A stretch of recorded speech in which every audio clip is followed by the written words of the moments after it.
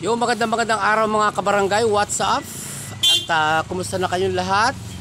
At po ang pangyayaring naganap sa ating barangay ito nakaraang bagyo. At ito po ay sa barangay Balele. At tingnan na pa natin ang iba pa mga kaganapan. So panoorin po natin and let's do this and let's watch out this. This time mga kabarangay ay pasyalan naman natin yung ibang area ng ating barangay hall. Kung natatandaan nyo mga kabarangay, ito yung project ng ating barangay Sangguniang barangay rather, yung ating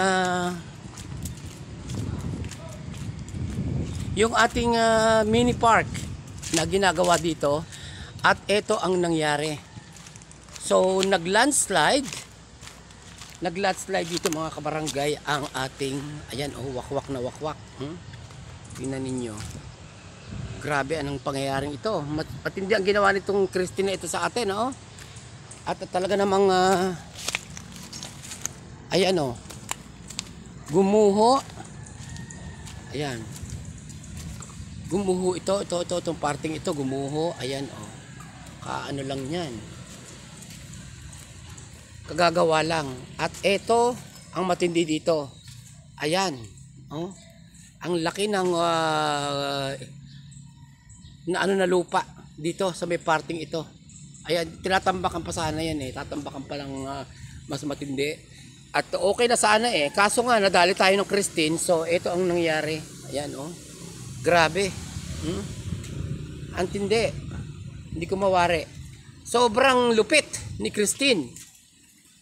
At ito ang ating barangay kahapon habang nagre-rescue kami together with the kapitan at Sangguniang Barangay Tanod, Barangay Police rather, ay ganito ang nangyari. Lumipad ang yero ng ating barangay hall. Ayan laylay, mabuti lang hindi kami tinamaan kahapon. Nasa harap pa naman kami ng naka raincoat pa naman kami.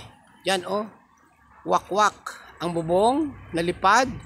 At yung may parting iyon ay bumagsak ang debris. At ito naman puntahan naman natin ang ating Balele Gym.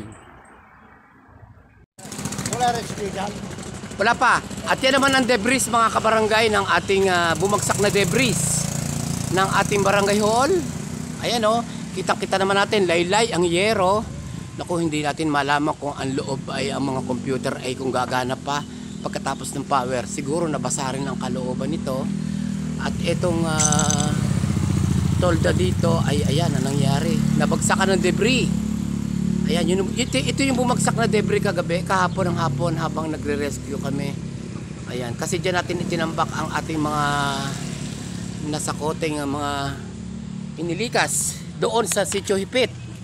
At puntahan naman natin this time ang ating Balele Gym.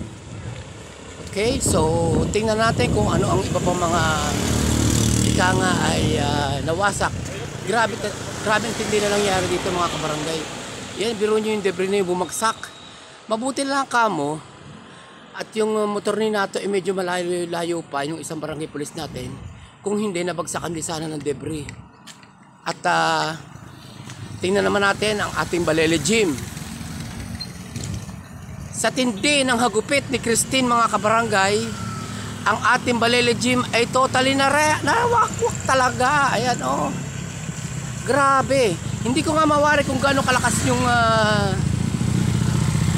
gumagupit na yon. Talagang parang dilubyo. Ayan, shoutout sa inyo lahat mga kabataan.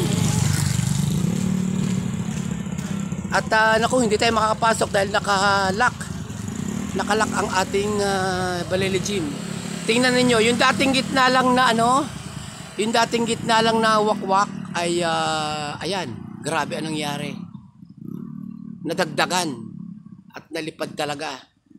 At napuntahan naman natin yung parting likod para ika nga ay mas malinaw sa ating lahat ang video ito. Ayan yung gitna. Ayan. Ito yung gitna at ito yung dating tabi na ayun, yung sa may bandang dulo. So pag may mga events ay malaking gamit tong ating Balele Gym. So kailangan maresolusyonan ito sa lalong madaling panahon at may panawagan natin sa ating mga kinauukulan, no? Grabe. At puntahan naman natin yung likod. Ayan, ang medyo tabihan. O nga, sa likod. Medyo, bago pa tayo pumunta ng likod, ayan yung nangyari. Super wakwak. Ayan o. Hop. At tingnan natin naman yung kabila. At buti naman, at kahit brown out, ay meron tayong malaking generator ng ating Central Balele Water Works and Balele West.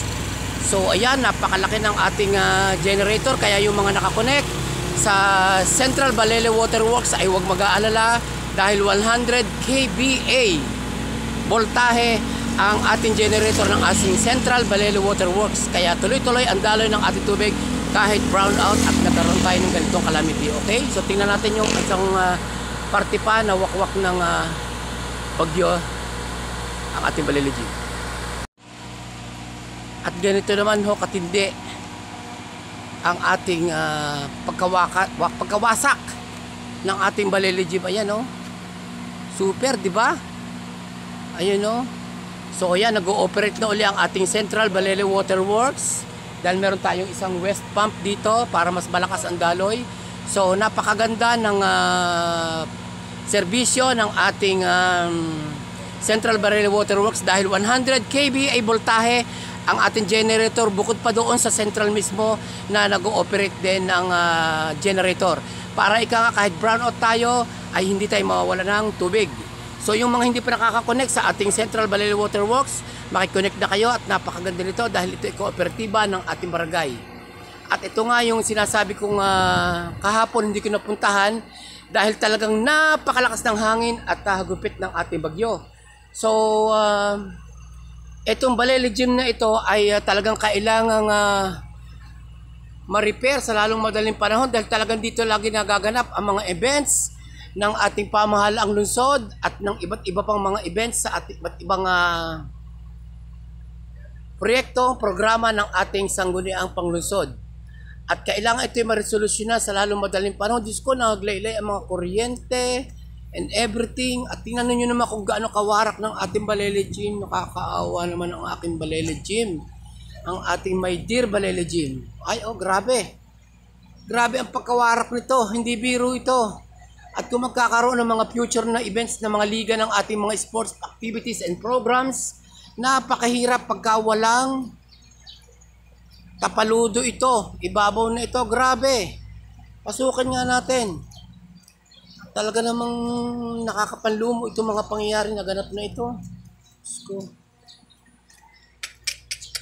kawawang kawawa ang ating Balele Gym. Mantakin nyo, kung ito ay hindi maaayos sa lalong madaling panahon, ay marami maaapektuhan mga events at dito lagi sinasagawa.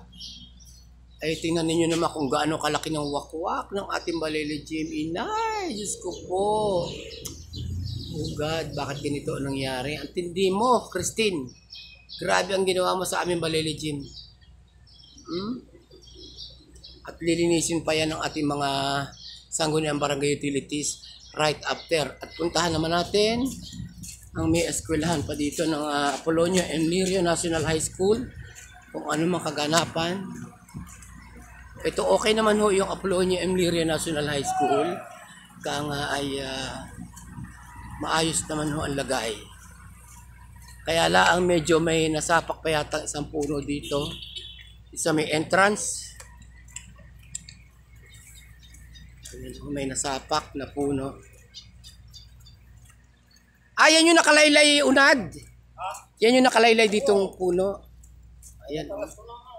Oo nga, may ginalaan. Oo nga. Laki, no? Yan. At puntahan pa natin ang iba pang mga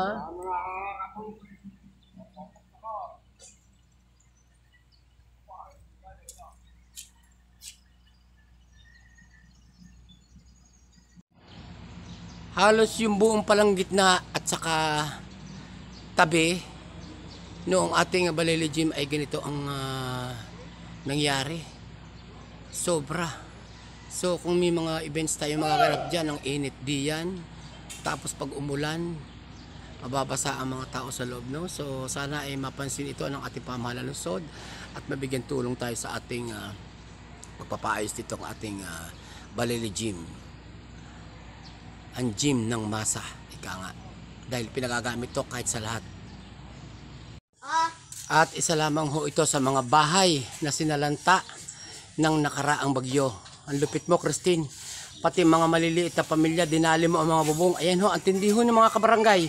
Sampul pala ang yan. Isa ho sa mga kabarangay natin na nawasak ang bubong. At pati mga puno ho ay nagtumbahan. Ayan ho. Kitang-kita ninyo ho, nagtumbahan. Ayan, yan. Puno ng aratilis yan. Pagkalaki-laki niyan. O, ay tinin nyo. Ay, sapak O, hanggang doon. So, mas marami pa ho ang nasalanta dito sa Barangay Balele. Hindi lang ho yan. Yan ay 10 lang ho. Marami pa ho ang mga susunod sa aking vlogs. At salamat naman sa ating mahal na Panginoon na kahit papaano ay pinagkalooban na tayo ng magandang panahon pagkatapos ng hagupit ng Christine. Kaya isa lang ang masasabi ko, Christine, huwag ka nang babalik. Tama na iyon. Tama na yung ginawa mong iyon. Sobra na. Tama na. Okay? And thank you so much for watching mga kabarangay.